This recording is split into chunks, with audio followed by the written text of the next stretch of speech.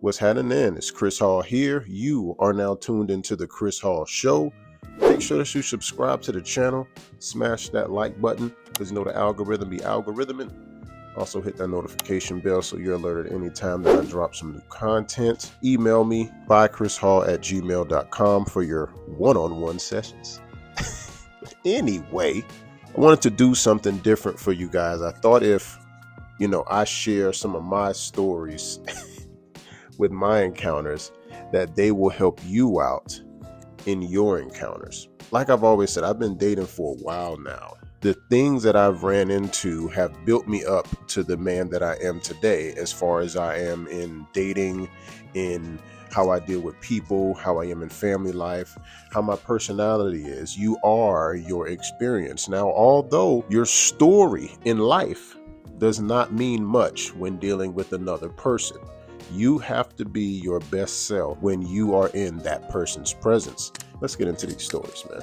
So the names have been changed, of course, but the story shall remain the same. So the first person I want to talk about is a girl named Desiree. And I wanted to start off with this one because to me, this experience taught me a valuable lesson. This one is called The One That Got Away. The white buffalo, if you will. These are things we call the ones that we should have kept or just missed altogether. In comes Desiree. Now, Desiree doesn't live in Atlanta. Desiree lives in Montana. Believe it or not, I'm actually seeing another woman at this time who will be highlighted later on. So my friends and I, we take a lot of trips together around the world. Our travels are much needed for our mental health and stability. Now, I believe it makes us better men when we come back to our prospective lives and wives. We share many moments together, this being one of them. Desiree came to visit Atlanta with her friends. We're all at a popular club in Buckhead, right? All my friends, I think it was, where was this? Gold Room, I believe. I had a section like we usually do.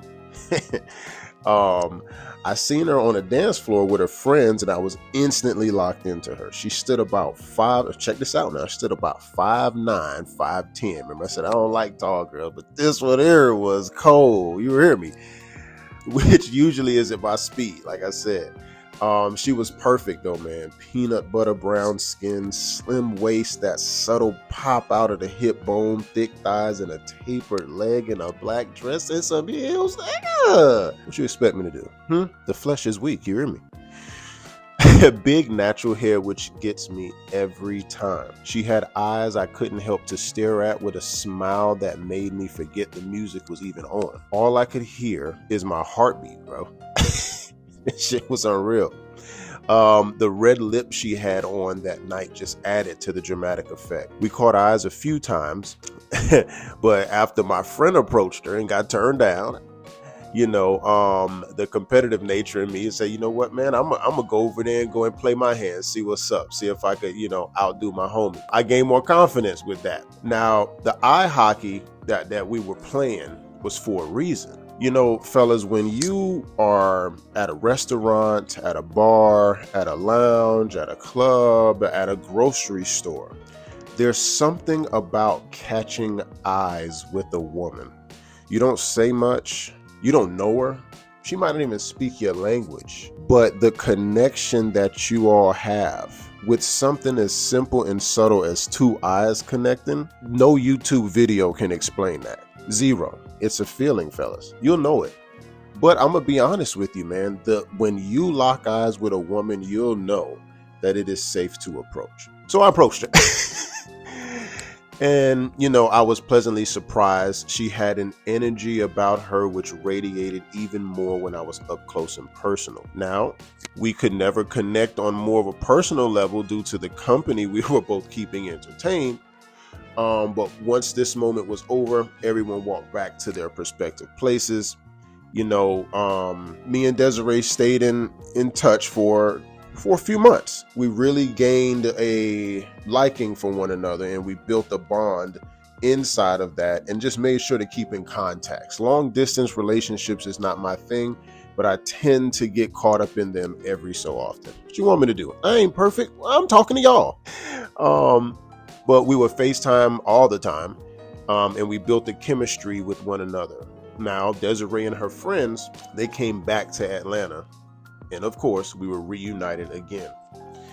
Now, downside to this is that we are in a similar predicament from when we met, entertaining other friends. So what'll end up happening, guys, is you'll meet a girl on her girls trip or something like that.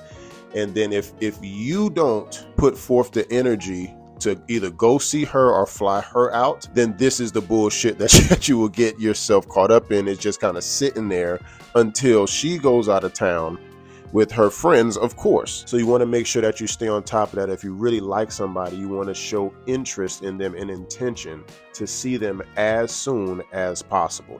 So one faithful night, as we are now back reunited, Desiree comes to the Airbnb in which we're staying. This has now been the most private time that we've ever had. Now, through conversation, I find out that it's that time of the month, right? I know I'm not smashed, which is unfortunate because I've been waiting for this for months. But that's how I knew I must have liked her, because I still wanted to hang with her instead of getting some for show somewhere else. So we were in my room, we were talking for a while. Of course, one thing leads to another, and we start kissing. Her lips was just as soft as I imagined. Oh yes, this is our first kiss. We never even kissed each other before. This is our first time being intimate ever after communicating for 2 to 3 months. Here I was with this goddess of a woman who traveled halfway across the country and is now in my bed. She eases south slowly as I look down in anticipation for her next move. Now hold up. Fellas, because I know y'all still with me. So every man automatically assumes if you go anywhere south of his lips, then he is getting his sucked. Point blank, period. Am I lying? Fellas, am I lying? In the comment section, am I lying? When a chick goes it could be a millimeter south of my lips, I'm thinking I'm getting some head. So now, as I'm waiting, I'm hella excited because I know what's about to happen. She starts giving me head, and in my mind, I'm like, I cannot believe this is happening. I could get head 100 times from 100 different people, bro. It is literally so exciting to know that somebody is about to isolate themselves from me up here and about to just go and give me some head, bro. I enjoy it. I'm sorry. Anyway, back to the story. So as she's doing her thing, you have to remember it's ninjas everywhere in the damn house. Remember, I'm here with my friends. So right on cue, my homeboy comes in and gooks the mission. Now, definition of gooks the mission, for those not from South Florida, messing up something that was a sure thing if you just followed the assignment.